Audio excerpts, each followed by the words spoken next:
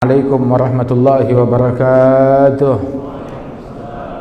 Alhamdulillah wassalatu wassalamu ala sayyidina Rasulillah sayyidina Muhammad bin Abdullah wa ala alihi wa sahbihi wa mawalah. Ma ba'd, kita bersyukur kepada Allah Ta'ala pada malam hari ini bersama-sama kita dapat berkumpul bersilaturahmi di kediaman, di tempat Bapak Bupati Muntai, Bapak Haji Abdul Wahid. Mudah-mudahan Allah Ta'ala berikan keberkahan, kesehatan kepada beliau dan segenap jajaran beliau, para pemerintah setempat, TNI, Polri, dan seluruh para hadirin, wabil khusus para asatidzah, para tuan guru, para ulama, para kiai, para habaib. Mudah-mudahan perkumpulan kita perkumpulan yang dirahmati oleh Allah Subhanahu wa Ta'ala. Perkumpulan kita semata-mata adalah kita ingin menjadi orang yang soleh, walaupun kita bukan orang soleh. Apabila Imam Syafi'i yang menghatamkan Al-Quran selama bulan Ramadan, siang satu kali hatam, malam satu kali hatam, membagi malamnya menjadi 3 bagian, sepertiga untuk ilmu, sepertiga untuk tidur, sepertiga untuk ibadat. Beliau tidak pernah mengerjakan yang makruh, apalagi hal yang diharamkan oleh Allah Ta'ala. Ibadatnya rajin, keilmuannya luar biasa, dakwahnya hebat. Sampai 1000 tahun lebih setelah wafat beliau pun itu pahala tetap mengalir ke rekeningnya beliau. Sebab kita ini semuanya menganut mazhab Imam Syafi'i berkat beliau, pahalanya ngalir kepada beliau.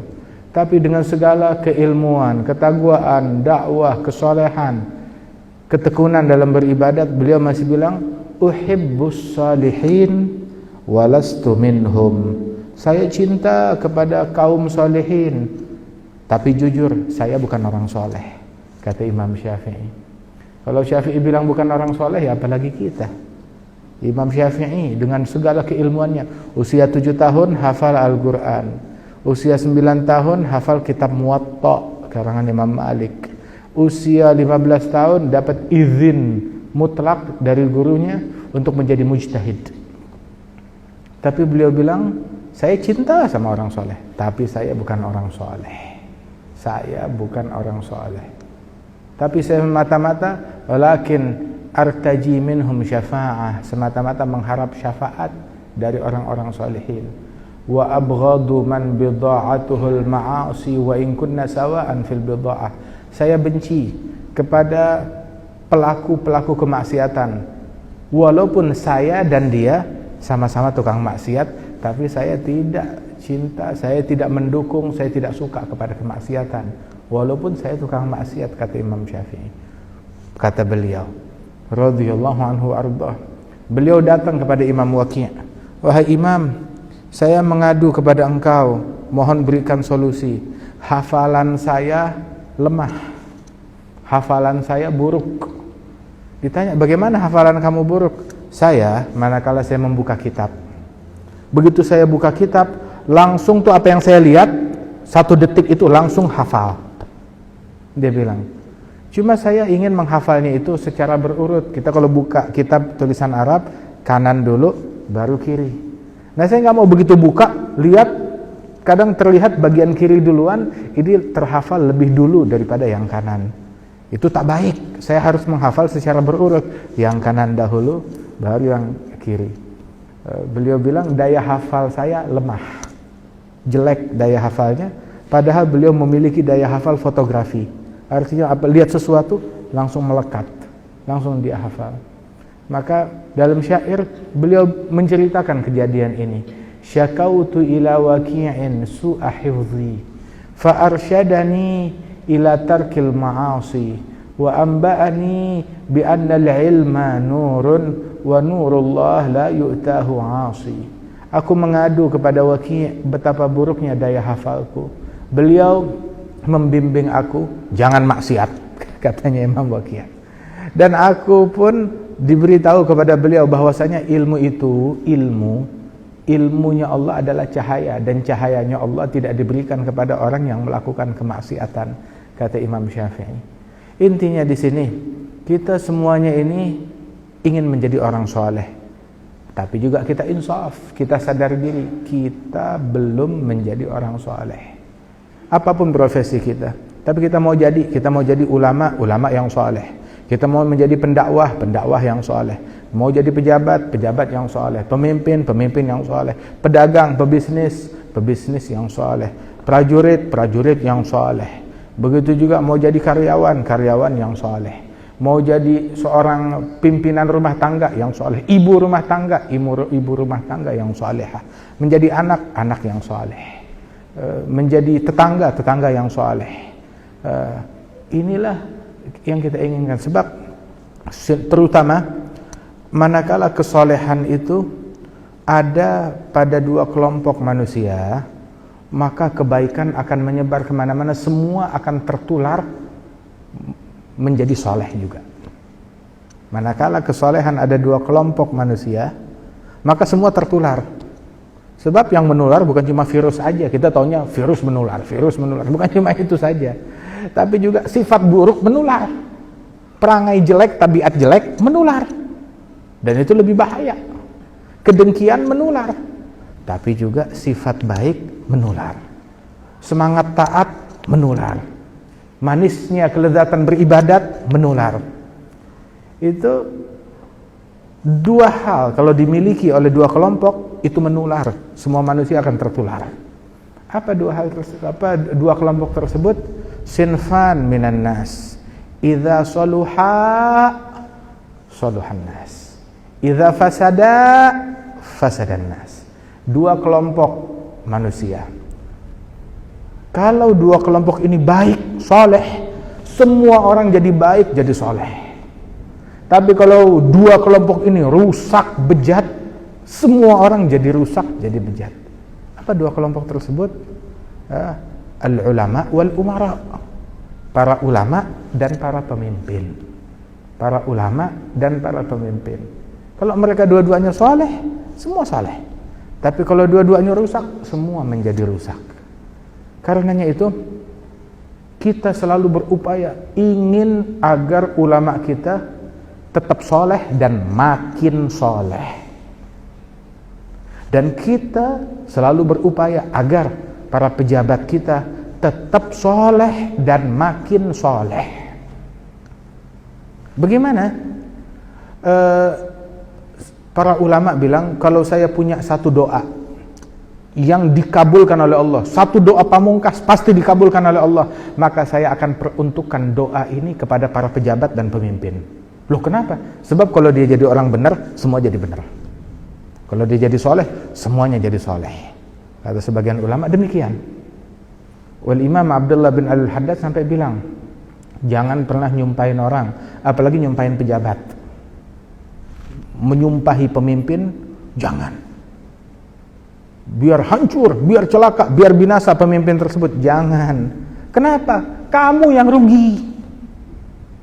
Sebab binasanya dia dengan menindas engkau, makin jahat kepada engkau, nah itu binasanya dia. Jadi orang kalau nyumpahin pemimpinnya, dia sendiri yang rugi. Dia sumpahin biar pemimpinnya masuk neraka, masuk nerakanya dia dengan zalimin kamu, dengan ngejahatin kamu. Penyebabnya dia. Tapi kalau punya satu doa yang pamungkas, yang gobul, doakan kepada para pemimpin biar mereka jadi orang benar. Kemudian juga ulama, kita pengen ulama kita soleh, tetap soleh dan makin soleh. Jangan pernah nganggap diri saya udah soleh, udah cukup. Orang kalau dia bilang saya sudah alim, maka dia telah bodoh. Saya telah soleh, maka dia telah fasik, telah rusak, telah bejat. Harus selalu merasa diri kurang. Yang merasa diri udah cukup, maka dia telah kurang. Yang merasa diri telah pandai, maka dia telah bodoh. Al-Imam Abdul Wahhab Asy'arani dalam kitab Tanbihul Mughtarin, beliau bilang bahwasanya wa min akhlaqihim, di antara perangai dan akhlak para wali-wali dan ulama terdahulu adalah mereka sangat mengkritisi para ulama yang ada di zamannya.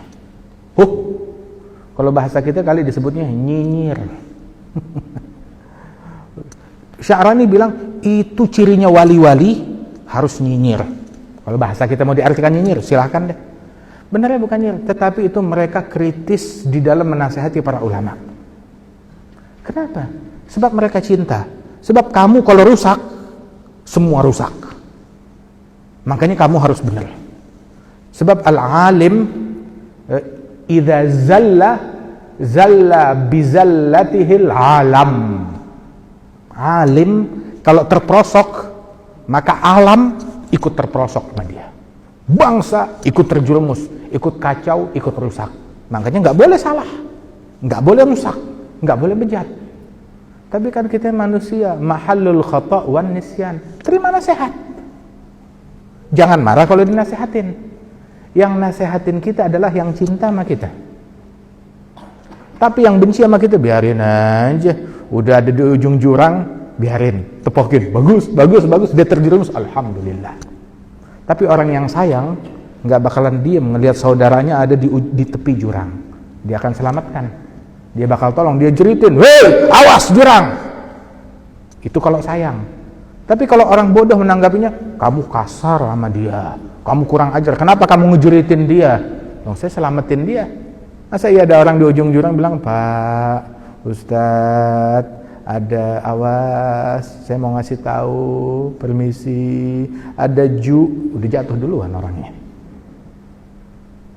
Walidzalik Al-Habib Ali bin Muhammad Al-Habsyi sahib Maulid Simtud Durar, beliau bilang, "Man nasahni fa inni minhu lin nusuh gabil." Siapa gerangan yang mau menasihati saya siap terima nasihat. Saya siap terima nasihat. Min akhlaqihim, di antara akhlak mereka kritis, kata Sya'rani, terhadap ulama-ulama yang ada di zamannya. Sya'rani dia ada bikin kitab, dalam banyak kitab beliau selalu menegur para ulama dengan keras. Terutama dalam kitab Tanbihul Mughtarin, peringatan bagi orang-orang yang tertipu, bagi ulama-ulama yang tertipu. Itu diperuntukkan untuk para ulama di abad ke-10. Abu Hamid Al-Ghazali dalam Bidayatul Hidayah habis-habisan menelanjangi para ulama. Dalam kitab Ihya Ulumuddin lebih dahsyat lagi. Abu Hamid Al-Ghazali. Wakadzalik Al-Imam Abdullah bin Al-Haddad banyak bercerita menyebutkan tentang itu semua. Kenapa? Kalau bahasa kita itu disebutnya, makanya itu mereka ini fadhahatul ulama. Kalau bahasa kita mungkin penista ulama disebutnya. Bukan penista ulama, pecinta ulama yang ingin menjaga, mengawal para ulama, bukan menjual. Ya, bukan menjual, mengawal, bukan menjual untuk kepentingan harta, untuk kepentingan tahta politik. Ya, dia dagangin, dia jual. Orang yang jualan, mau jual barang, jual minyak wangi, jual baju, jual harta, jual dunia, bukan jual ulama untuk meraih harta. Enggak, itu keliru. Mengawal, mereka Ghazali, Sya'rani mengawal para ulama agar enggak diselewengkan, agar enggak dijual, begitu, dikawal agar tetap pada real. Kenapa? Sebab kalau dia benar, semua ikut benar. Kalau dia rusak, semua ikut rusak. Walidzalik, di antara mereka para ulama dan para umara, kalau dua-duanya benar, semua manusia benar. Kalau mereka bejat, semua manusia menjadi bejat. Nah, karenanya haruslah seseorang di zaman ini jangan marah kalau dinasehatin, terima nasihat. Mau dipakai, nggak dipakai, itu urusan belakangan. Terima dulu kalau dinasehatin. Akhuk, sahibuk, man jammalak, la man jamalak. Sahabat sejatimu adalah yang mendidik engkau agar engkau makin bagus, biar akhlakmu makin bagus, perangaimu makin bagus. Bukan yang mujamalah, tahu mujamalah, menjilat engkau, menjilat, memuji-muji pujian kosong. Itu bukan sahabat. Dan terus terang, orang yang berada di dalam posisinya sebagai ulama dan pejabat, sedikit orang kesulitan menemukan penasehat yang tulus. Penjilat banyak, tetapi penasehat yang tulus sulit dia temukan. Tanyakan aja. Sehingga kalau dia menemukan penasehat yang tulus, terima. Jaga baik-baik. Apalagi orang yang memberikan nasihat tanpa punya motif. Seperti para wali-wali terdahulu. Mereka para wali songo, para pendakwah yang datang ke bumi Nusantara, dalam berdakwah nggak punya motif duniawi, nggak punya agenda duniawi, hingga nasihat mereka diterima oleh para pejabat, oleh para pemimpin, bahkan diterima oleh para pejabat yang non muslim nasihat mereka. Kenapa? Sebab tahu dia nggak punya agenda untuk merebut kekuasaan saya, dia nggak punya agenda untuk bersaing dengan saya, dia nggak punya misi untuk berdesak-desakan merebut kekuasaan saya, enggak. Sehingga tahu ini orang tulus kalau berbicara, hingga nasihatnya diterima. Radhiyallahu anhum ajma'in. Tetapi ketika ketulusan tersebut hilang, maksa mau ngasih nasihat, tapi nasihatnya nggak diterima. Maksa, saya mau nasihatin, dengerin, nggak diterima nasihatnya, nggak ada ketulusan. Punya agenda, punya kepentingan. Ada satu orang datang ke Al-Imam, ada satu orang datang ke Sultan Harun Ar-Rasyid. Dia bilang, "Ya Harun," kata Ustadz ini, "dengar, saya mau nasihatin kamu. Saya minta waktu kamu, saya mau nasihatin kamu, tapi terima nasihat saya kasar." Kata tuh orang. Harun Ar-Rasyid ini pemimpin yang cerdas, dahiyah, dia cerdas. Dibilang begitu oleh Ustadz ini, dibilang, "Kalau kamu mau ngasih nasihat yang kasar, jangan ngomong, jangan nasihatin saya, jalan sana." "Kenapa kamu gak terima nasihat?"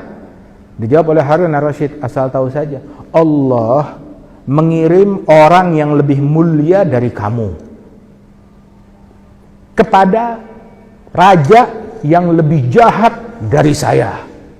Dan Allah Ta'ala berkata kepada orang tersebut, ulama tersebut yang dikirim oleh Allah untuk menasehatin pejabat yang lebih jahat dari saya, Allah berkata kepada dia, Gula lahu gaulan layyina, berucaplah engkau kepada Fir'aun ucapan yang lembut, la'allahu yatadzakkaru au yakhsha, agar barangkali dia mau sadar dan mau takut kepada Allah." Siapa yang diutus? Nabi Musa dan Nabi Harun, lebih mulia dari ustadz kamu. Diutus kepada Fir'aun yang nyembelih bayi, mempermalukan kaum wanita, ngebunuhin Bani Israel, mengaku Tuhan. Terus Allah Ta'ala pesan, ucap yang lembut, ngomong yang santun, ngomong yang halus. Nah sekarang kamu siapa? Ustadz kampung, istilahnya begitu, kata Harun Ar-Rasyid. Kamu datang mau kasar sama saya nggak lebih jahat dari Fir'aun, saya nggak nyembelih anak bayi, saya nggak mempermalukan kaum wanita, saya nggak mengaku Tuhan, kok kamu mau kasar sama saya?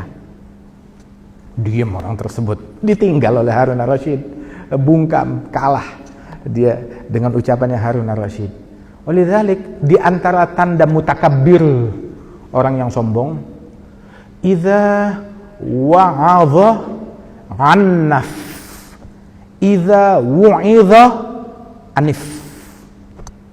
Kata Imam Al-Haddad, di antara tanda mutakabbir, idza wa'adha annaf, kalau dia ngasih ceramah kasar, kalau nasihatin orang kasar. Tapi kalau dinasihatin orang anif, idza wu'idha anif, ya takabbar, dia nggak terima. Nyindir ya, nyinyir ya, maki saya, nggak terima dia. Tapi kalau dia nasihatin orang, dia kasar. Tapi kalau dinasihatin, dia nggak terima, sombong. Lu siapa? Siapa kamu? Ada cirinya. Dan lihat terus di sini.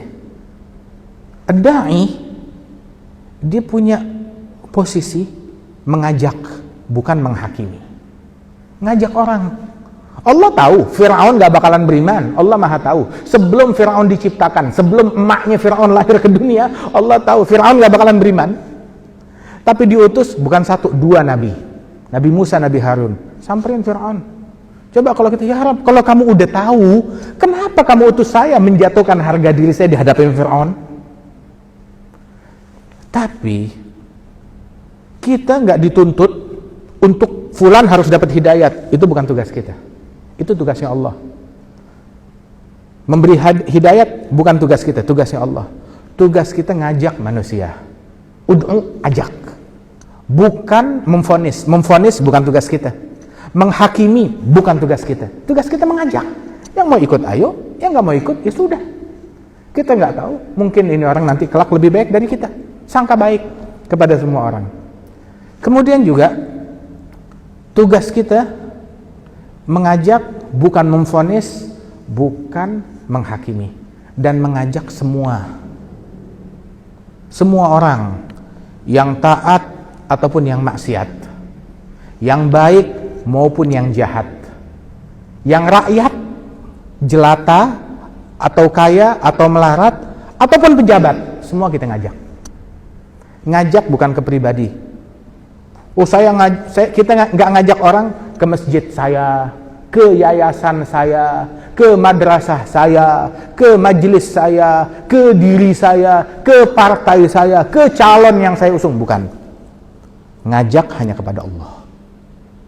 Nah, terus organisasi yang benar, yayasan yang benar, madrasah yang benar, majelis yang benar adalah yang mengajak manusia melalui organisasinya, mengajak manusia kepada Allah, bukan kepada pribadinya. Tuh. Tugasnya mengajak hanya kepada Allah. Jadi, kenapa kok datang ke tempatnya bupati? Kenapa kok ulama datang ke tempatnya wali kota, ke tempatnya gubernur, ke tempatnya presiden, ke ini? Bupati kan sholat maghrib, sholat isya bareng sama kita.